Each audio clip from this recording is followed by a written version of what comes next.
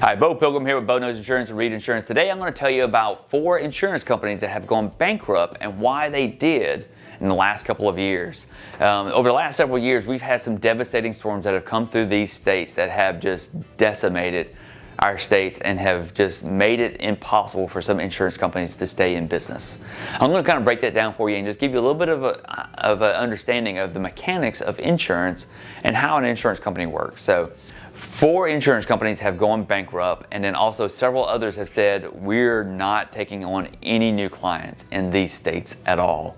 We just can't do it. We're going to stay, we're going to keep the clients we have, but we've got to stop.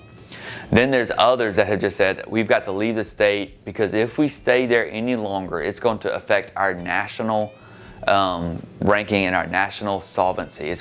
It may potentially put us bankrupt nationally. So they have had to leave the state completely. One of those companies is Kemper. They're a national market, but they've had to leave because of just so much damaging claim damage from these states. So how an insurance company works is, I know a lot of people just think, well, they're massive companies that just have lots and lots of money to pay claims, right? Well, they do in a sense, but the way it works is whenever an insurance company comes to a state, they say, I want to write insurance inside that state. The Department of Insurance says, okay, there's certain criteria you've got to meet in order to be able to write insurance inside of that state. Now I'm going to make this just real simple because it can be complex and boring, and frankly, you probably don't really care. But basically, they come into the state and the Department of Insurance says, okay, you've got to have at least this much money on hand as a reserve so that you can pay claims. Another thing that they'll say is, okay, but you can also buy reinsurance to help with that. And they will say, okay, if you've got this many clients or this much written premium, you've got to have this much insurance. It's a little bit of algebra in there, but we're not going to break that. We're not going to talk about that. So the insurance company can basically buy reinsurance. That's insurance that they will file a claim on whenever they have claims inside of an area or region or a state.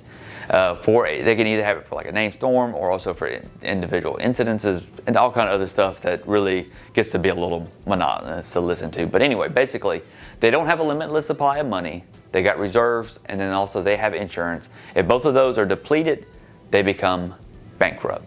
That's what happens. So we had 4 insurance companies that happened to in the last 8 or 9 months. One of those is Access Home Insurance Company. They were a great company, but they just were decimated by the amount of storm damage that happened. They had $30 million worth of premium inside of the state of Louisiana. Listen, this is in Louisiana only. They had $30 million worth of premium, or clients that you added up all the policy premiums for that. Inside of that state, it was $30 million. Well, inside of those 3 years, 2021 and then to 2022, they had $180 million worth of claim damage. $180 million. That's several times over how much premium they had collected. Well, they had $115 million of reserves or reinsurance combined to take care of those claims. Well, if you did math real quick there, that's $65 million they were short. So they went insolvent because they were $65 million. They were short by $65 million to pay claims from those storms. Another one of the companies is State National Fire. They wrote $3 million worth of insurance inside the state of Louisiana. They had $70 million worth of claims in that time period. $70 million. You almost wonder, how is that even possible? Well, they only had $41 million worth of reserves and also reinsurance. So they are $26 million short. So they went bankrupt. Another company is Lighthouse Insurance Company. Many of you know who they are, and you may have even had insurance with them. They had over $20 million worth of premium inside of the states of Mississippi, Louisiana, and Texas, and they also were decimated by claims, and they just recently became insolvent. The last company that I'm going to talk about is Gulfstream Insurance Company. They got 20,000 clients. They had 20,000 clients between the states of Mississippi, Texas, and Louisiana. And they too were just decimated by these storms. They were actually one of the first ones that went down. Among these 4 different insurance companies, over 60,000 households were affected, meaning they lost their insurance because of what happened in that period of time. You know, those insurance companies are just going away. So you think, so what exactly happened during that period of time? What type of money are we talking about, or claim damage are we talking about combined? Because this is just a small fraction of it. You know, I went through 180 and 70 million, and I didn't talk about the amount on the other two, but you know, that right there is just about $250 million worth of damage between those two. So let's take a look and let's break down some of the data about what has happened that has led us into this position where we have 4 different insurance companies that have gone bankrupt inside of the states of Mississippi, Louisiana, and also Texas that would provide homeowner insurance for those states. Let's also, you know, take a look at what has caused several different insurance companies to just say, we're not going to issue any new clients this year, the rest of this year. And then others that have said, we're done in those states, we're leaving. So I'm going to give you a number here. Get ready for this. So over the year of 2000 to 2021, there was 3 large storms, 3 hurricanes that caused a significant amount of damage. Those 3 storms I'll talk to you about in a minute, but they caused $10.6 billion. That's $10.6 billion worth of damage over that period of time. The first one is Hurricane Laura. It was in August 2020. It affected Lake Charles, but really, you know, it made impact in Lake Charles, but it affected the majority of the state. It was $9.1 billion worth of damage that storm alone caused. You know, I did some storm restoration right immediately behind that storm down in the Lake Charles area. And I drove through 3/4 of the state that was without power. I mean, no power at all. There was tree limbs over highways, 4-lane highways, 2-lane highways. There's many highways that you could not even drive because they were either covered underneath water or covered underneath debris of some sort, or had power lines or something like that on it. There was interstates, actual 4-lane interstates that were closed off because of the amount of damage and debris. It was almost impossible to find a gas station where you could find gas because almost everything was without power. And then there was also no distribution to get the fuel to there, much less could they even get power companies to get in to start restoring power to get gas stations back online, or grocery stores, or whatever else. You know, so it was $9.1 billion worth of damage done by that storm. Another storm was Hurricane Delta. It was in October 2020, and it did $875 million worth of damage. $875 million. Hurricane Zeta was another one. It did $629 million worth of damage. You know, just amazing amount of damage. You know, the biggest storm that's ever hit Louisiana was, or the most damaging, I should say, was Hurricane Katrina. The second behind it was Hurricane Rita, and it was also, they were really in close period of time. Well, Hurricane Rita was the number 2 most damaging storm of all time for the state of Louisiana until Hurricane Laura, and it easily surpassed the amount of damage that was done by a hurricane. Hurricane Ida happened in 2021. It was in September. It did $72.25 billion worth of damage. Yes, you heard me right. $72 billion worth of damage in the state of Louisiana and Texas and Mississippi. A devastating event inside of the year of 2021. There's areas of South Louisiana that are still trying to recover, that are still just massive amounts of just debris that have just there's not enough manpower to get to be able to fix yet. You know, then on top of that, we also had the February freeze. Remember that in 2021, it affected greatly the states of Texas and Louisiana, and it wound up dumping tons and tons of snow going up into Arkansas.